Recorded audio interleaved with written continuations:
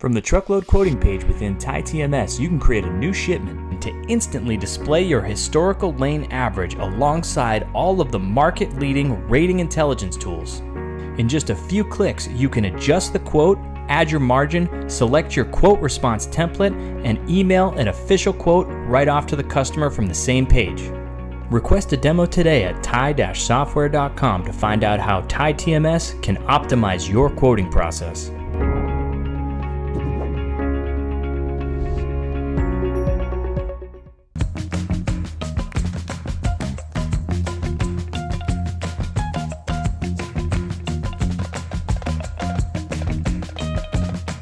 To another edition of Check Call. Today we're covering the wide world of training. Don't forget to subscribe to Check Call, the newsletter on FreightWaves.com if you haven't already. Before we dive into our guest interview, there is some news in the world that you should check out. TruckParkingClub.com is single-handedly trying to solve the truck parking problem. The Georgia-based company has launched an hourly parking program that allows property owners, such as something like McDonald's, to rent out space on their lot.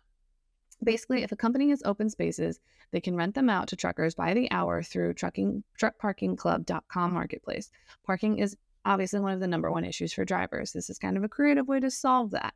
According to Truck Parking Club, a space as small as 75 feet by 14 feet could generate $10 to $20 a day. These spots can be reserved at a time, or they're one day at a time, or up to a week in advance.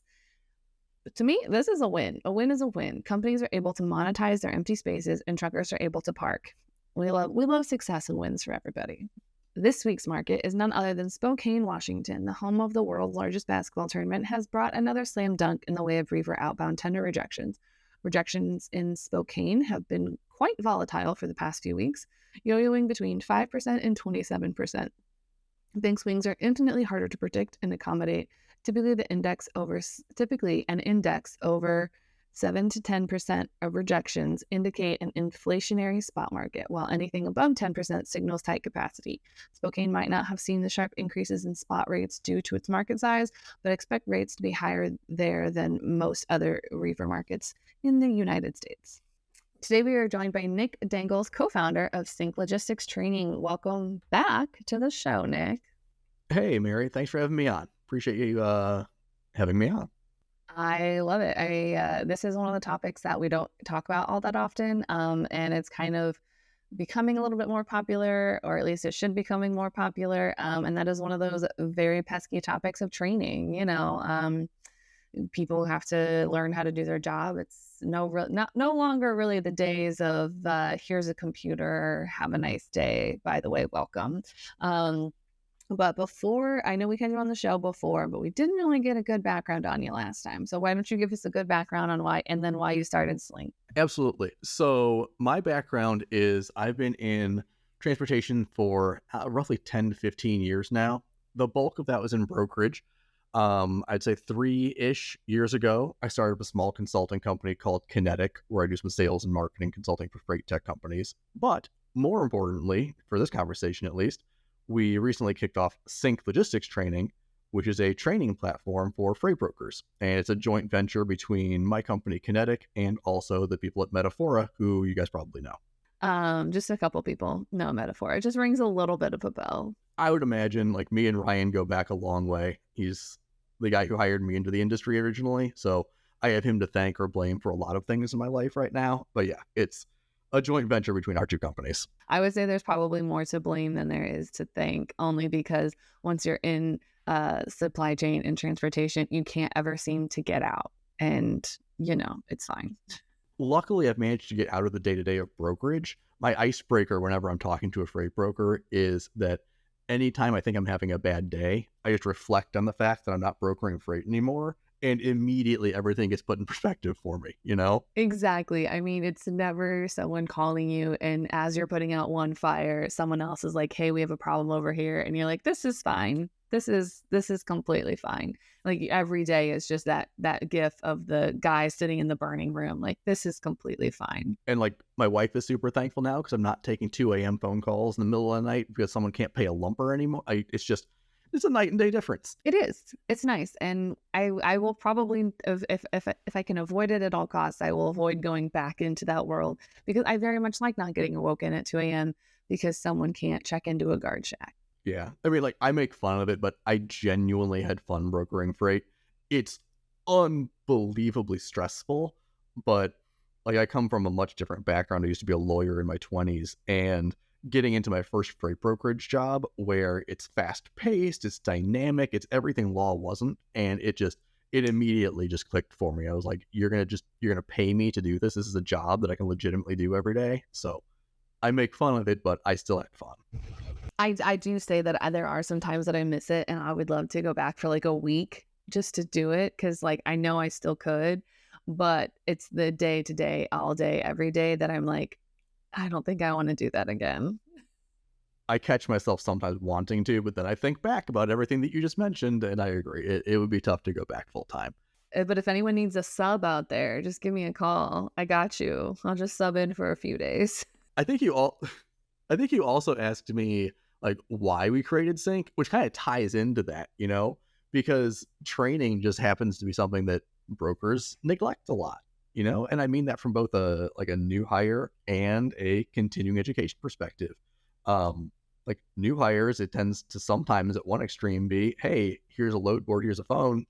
Best of luck to you. Let's see how this goes. Hey, you can't forget the map of the United States that you get as well. Here's a map of the US. Here's your computer. Here's a phone. Have a nice day. Even more commonly, like nowadays, you're probably seeing like these 2-3 week long training classes that cover everything from, well, this is what a dry van is. This is where brokers fit in the transportation landscape. This is how ZAR lights impact LTL pricing. And they just try to cram everything you could possibly know about brokerage into this 2-week class. And at the end of the day, like you're not even going into a role that's relevant after 2 weeks. Probably not even after 6 months. So training is just something that brokers really, really struggle with. Okay, so I think one of the areas that are really successful are the ones that, take that 2-week training program, but don't necessarily lump everyone in together. So they might have it where you have the morning where you kind of learn about the industry or whatever, and then in the afternoon they break it out and they maybe have all the operations support people in one area, your brokers in another, and some of your accounting or finance people in another. I think when you break people out and then spend the afternoons teaching them things that are more relevant to their everyday job, because I know that for the most part, an operations support person that's doing a lot of track and trace, a lot of email, a lot of collecting paperwork, they don't 100% need to know how LTL pricing works. They need like the rough overview. They don't need to get into the nitty gritty of, what different ZAR lights mean and all that stuff. But your pricing analysts and maybe some of your brokers or account managers that are going to focus on LTL, yeah, they're probably going to need to know about that. So I think that's where I see a lot of brokerages that are almost there. They have the dedicated training time, but they still lump everyone together. So I guess, have you seen successes with that kind of breaking them out, or have you seen success in people that are doing a 2-week training program, just that's kind of broad for everyone? No, I think to a degree it's different, like just depending on what brokerage you're at. And I do think there's a lot of value in having that like role specific training, depending on what specific role you're going into. What we've seen success with just through our experience with Sync is trickling out some of that additional content over time. And this is something that like brokers do struggle with because of the time commitment involved in something like that. But rather than cramming all that information in 2 weeks, give them the information they need to know up front based on whatever job they're going to be doing, right? So for instance, if you're going into a tracking role, do you need to know where brokerage fits in transportation to call up a driver to shipper and say, hey, are you loaded? Well, no, right? You need to know what a truck is. You need to know what a driver is. You need to know what a shipper and loaded means. But like, that's kind of it. So our philosophy is to really like help decrease ramp times by including this essential information up front and then creating a learning path for people so that they can learn that more advanced information as they're progressing through the next like 2-3 weeks, months, what have you. I think that's kind of almost a better approach because you have, because I mean, you'll have it even when you go to learn how to use, I don't know, a new product in your house, or if you go to your own training program, or even if you go to like a leadership seminar, when you get hit with all that information at one time, you really only retain a part of it. So if you're telling me, here's a couple days of me learning how to do my job that I'm then going to take to my desk and start doing. And then later on, maybe we come back and as I say, hey, I want to know more about this, or I want to know, where do these loads come from? Like, how do we get them from the shipper? Then kind of educated in from there. But I think the biggest obstacle that we see is a lot of times, to take someone off the floor, whether it's tracking, whether it's a brokerage, whether it's an account manager, take them off the floor for 30 minutes to an hour to 2 hours. That's the biggest objection, is that why am I going to take these people off the floor? Because they're actively making money. And if I take them off the floor, then even in some sort of rotation, then they're still not, then I'm losing money. So kind of what's your, like, kind of how do you get around that? No, that's a good question, because I would say one of the most common objections we hear is exactly that. We don't have the time to take somebody off the floor for an hour to do additional training with them. And before I start criticizing that particular objection, which I'm going to do, I want to say that I completely understand. Like, I've brokered freight. I get that it's a hectic environment and it is tough to pull people off the floor. But what I think brokers need to realize is that they need to have a shift in mindset.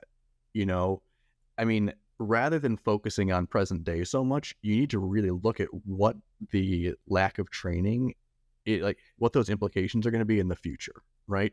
How much more money could a person be making for your company if they had better training on negotiation, for instance? How many fewer problems would you be having if, like, tracking reps had better training on, I don't know, like weight restrictions or what have you? So it's really a matter of just reframing how you're looking at training and considering it an investment in the future of individual reps and your company. I think that is a really good point, because if you just kind of expect everyone to stay even, like if you just say, okay, everyone, here's the tools that you need to be successful, have a nice day, you're going to have those people who it clicks, they're going to be top performers, they're going to go. You're going to have people that are also going to struggle and maybe could benefit from some additional training, coaching, mentorship, etc.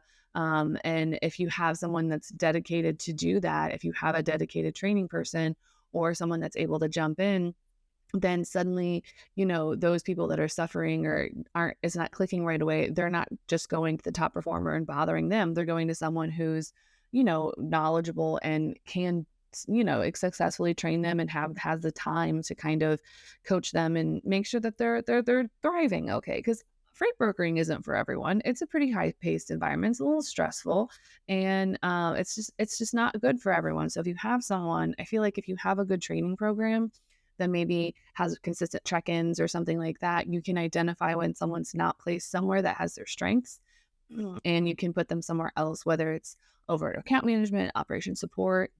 You don't have to necessarily let them kind of like suffer through till they just decide they don't want to work there anymore. You can place them where their strengths are, and vice versa. If you have someone in operation support that maybe should be in accounting, you can just kind of keep switching people around, and then you still don't have to hire people. You're just, empowering people to be successful and happy how they want. Yeah, it's funny that you mentioned the like high performers versus like the rest of the brokerage, medium performers, whatever they are, because this is another, I guess, objection that we hear periodically in terms of, well, we don't need to update our training, right? Like, look at the high performers. They got the exact same training as the low performers. This isn't a training problem. This is my low performers problem, which, first of all, like, what a dick way of looking at it.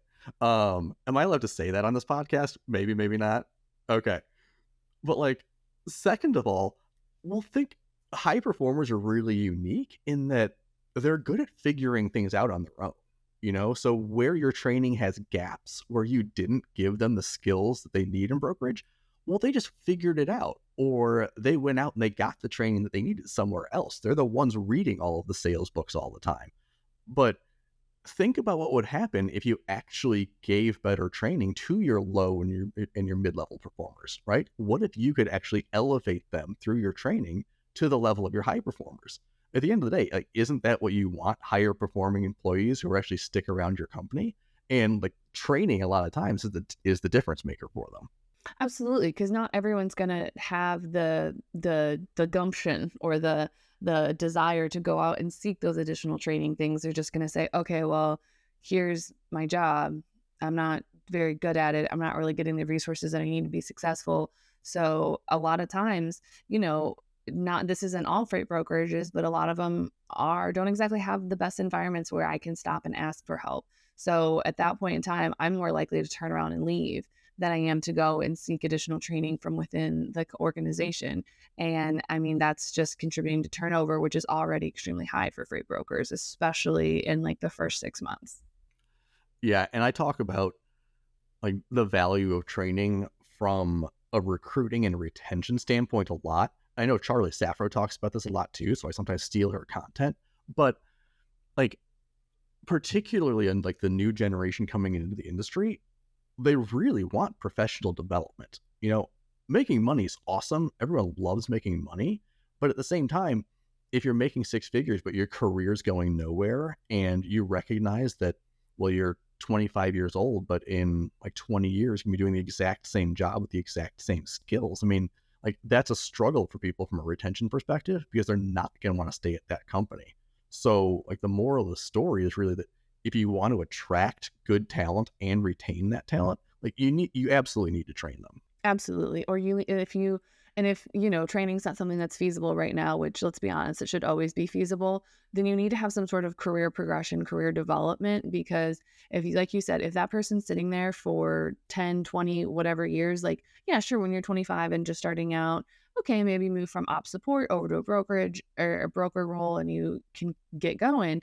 And you're making good money for a 25-year-old, but also 5, 6 years from now, maybe when you don't want to be woken up at 2 o'clock in the morning, well, what does that look like for me? Is there a supervisory role? Is there a manager role? Basically, is there a career progression? And then in turn, is there a way for me to switch to another department? Like if I realize after 10 years, I'm kind of tired of this, can I go over to the pricing or procurement team? Can I go over to implementation? Can I go over to sales? Like what kind of extra opportunities are there? And that it doesn't start until you get that exposure that comes from that training. And I think that you touched on a very good point of, that important part of retention is just realizing that someone doesn't want to do the same job for forever. I want to circle back to something you mentioned because you said that if you don't have like the training abilities available, at least have the career progression available, which I agree with. But I think the reverse is also true because a lot of brokerages have very flat structures and don't necessarily have the career progression available. You might progress to senior carrier rep, but like those C-suite positions aren't opening for you in like a 20-person brokerage. But to help retain those people, what you can offer is training, because if you're learning new skills, if you're getting that management training, the soft skills, professional development, as long as you're learning through your job, a lot of the time that's enough to keep people around, even if you don't have the actual career progression available to you. Right. And then in turn with that training, you never know when something resonates with someone in training and they're like, oh, hey, we can do this. We can implement this new process that will, increase efficiency or whatever. And suddenly they've created a job for themselves just by, taking some of the training that they got and running with it. And so that extra 30 minutes or an hour off the floor suddenly now is saving your company maybe potentially thousands of dollars a month, all because this person took an hour to go learn something new. I'll admit that this is one of the things I actually stole from Charlie Safro, talking about how like training can actually increase retention in that respect if you don't have management positions available. And I think it's very accurate. Oh, absolutely. I think it's another way that someone feels valued and heard, and because people want more than just a paycheck from their job. They want to feel like they're a part of the team, and the best way to do that and build that all important culture is by taking some of these steps. And yeah, okay, so you have to take people off the floor for an hour. Well, if you take a couple brokers off the floor for an hour Monday, a couple more off Tuesday, it's just like lunch coverage. Everyone's able to do it. Shoot, you could even have a lunch and learn. And that way everyone's getting their lunch break and learning something at the same time. Yeah, I do mention to people that if you can't afford to take one person off the floor for an hour, your company probably has bigger problems than you realize. So maybe reflect on that for a little bit. But like also kind of similar to what we were talking about earlier, a lot of the time from an experienced broker perspective, I don't think people fully realize the skills that go into brokering freight at a high level. It's not just like picking up your phone and calling trucks off of a load board. I mean, there's negotiation involved. There's all sorts of soft skills. If you get into a management role, I mean, there's a whole host of other management skills that you need, and even personal development skills. Like we use the example of financial literacy a lot. like, what is brokerage other than weighing like short-term versus long-term incentives? And maybe if you have some of these financial literacy skills, you'll start to understand better why, well, maybe I shouldn't bounce this truck today for $50 because in the long run, this relationship is worth a lot more to me. Yeah, it's one of those, it's just those little compound decisions that if you can't pull your people off the floor for an hour for a staff meeting or whatever through rearranging some coverage, what happens when that person gets sick? What happens when they take a vacation? Like, there has to be some sort of plan in place. And that's the number one thing that drives me insane is like, if someone is sick or has vacation or whatever, there's usually never a plan for coverage. And just start there and then start investing in some training, because people deserve some time off as well.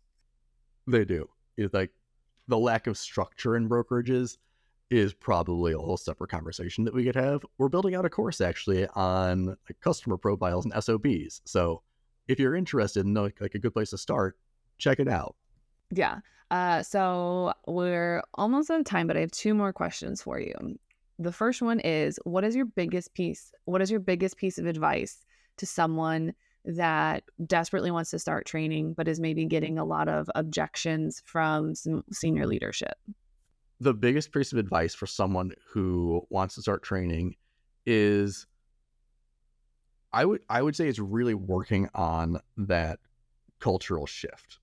You know, you need to convey to people, and this is the same thing that we work on when talking to brokerages, you need to work on explaining to leadership the value in terms of like, one, profitability and loads per day, because that's what brokers care about a lot. And also hit on that recruiting and retention piece. You know, like, you're not going to stay in business in the next 5-10 years if you can't recruit new talented people. Is we already know where you stand on as a hot dog as a sandwich. So this time we're going to need your best dad joke. I have a 5-year-old and an 8-year-old, so I come prepared for this. What has 5 toes but isn't your foot? 5 toes. Someone else's foot? Yeah, my foot. Yeah! I don't know what that says about me that I am able to guess it, but I absolutely love a good corny dad joke. It just makes my heart. I'm sure they'll be embarrassed by me in 10 years, but for now, they still enjoy it. Hey, you're a celebrity until you're not to them. So just stick with it. So if anyone wants to contact you about training, or if they have a dad joke that they think can compete with yours, where can they find you outside the show? Yeah, so feel free to reach out to me on LinkedIn. I'm on there a lot to respond to all my messages, or shoot me an email. My email address is nick@poweredbykinetic.com. You guys heard it here first. Nick's DMs are open for hilarious dad jokes. If you get any really good ones, Nick, you have to share them with us. I will. I promise. All right. Thank you so much for coming on the show. Sounds good. Thanks a lot, Mary. I appreciate you having me on. Find Check Call the Podcast anywhere you get your podcasts, like Apple Podcasts and Spotify. Don't forget to check out all the other amazing FreightWaves shows, such as Tracks Through Time and Truck Tech. Don't forget to subscribe to the newsletter on freightwaves.com/checkcall.